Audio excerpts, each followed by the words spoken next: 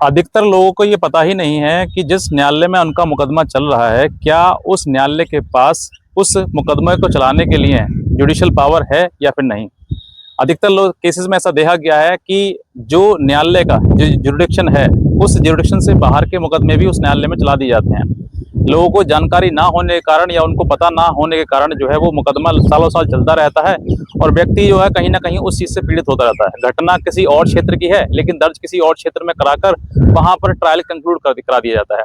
तो ऐसा ही एक मामला जो है ऑनरेबल सुप्रीम कोर्ट के समक्ष आया।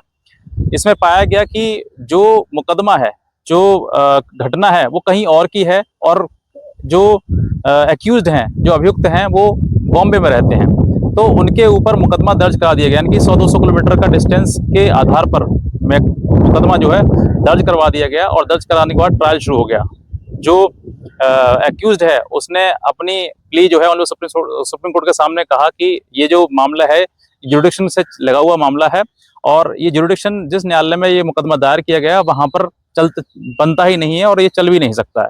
ऑनरेबल सुप्रीम कोर्ट ने देखा कि जो 225 यानी कि 225 के तहत जो है, जो बीएनएस के तहत जो ऑनरेबल ट्रायल कोर्ट की जो पावर है कि उसकी इंक्वायरी करी जाए पहले कि वाकई जुडिक्शन इसमें है या फिर नहीं है। क्योंकि अधिकतर क्या होता है कि मुकदमे झूठे भी दर्ज करा दिए जाते हैं, घटना कहीं और की है और मुकदमा कहीं और दर्ज करा दिया। तो ऐसी परिस्थिति में जहां की घटना है ही नहीं वो और व्यक्ति कई किलोमीटर दूर है या उस जिस न्यायालय में मुकदमा चल रहा है उसका जुडिक्शन बनता नहीं है और किसी और न्यायालय का जुडिक्शन बनता है, घटना कहीं और की है और दर्ज कहीं और करा दिया गया है।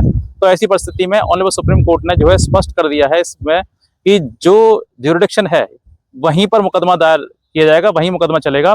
और ये सभी जितने भी मजिस्ट्रेट हैं उनको भी ट्रायल मजिस्ट्रेट उनको भी डायरेक्शन दे दी गई है कि 225 यानी कि बीएनएस के तहत 225 बीएनएस के तहत जो पावर है यानी कि ट्रायल और इंक्वायरी की कि भाई उसमें है या फिर नहीं बनता है, इसके लिए कोर्ट को जो है इंक्वायरी करनी चाहिए, तभी एक्यूज को सम्मन करना चाहिए, अदरवाइज ये मुकदमा जो है वो डिसमिस हो जाएगा। इसी आधार पर ऑनरेबल सुप्रीम कोर्ट ने जो है इस जजमेंट को दिया कि जुडिक्शन होना जरूरी है और ऐसे झूठे मुकदमे बिल्कुल नहीं चल पाएंगे जहां पर जुडिक्शन नहीं बनता है।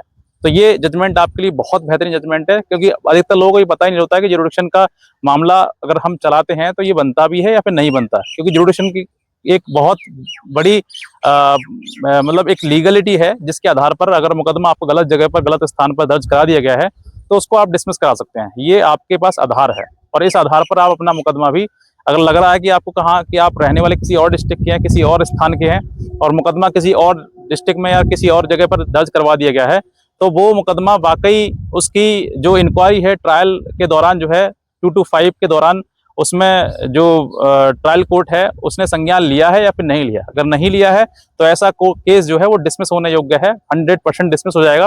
ऑनरेबल सुप्रीम कोर्ट ने इस जजमेंट में डिक्लेयर कर दिया है।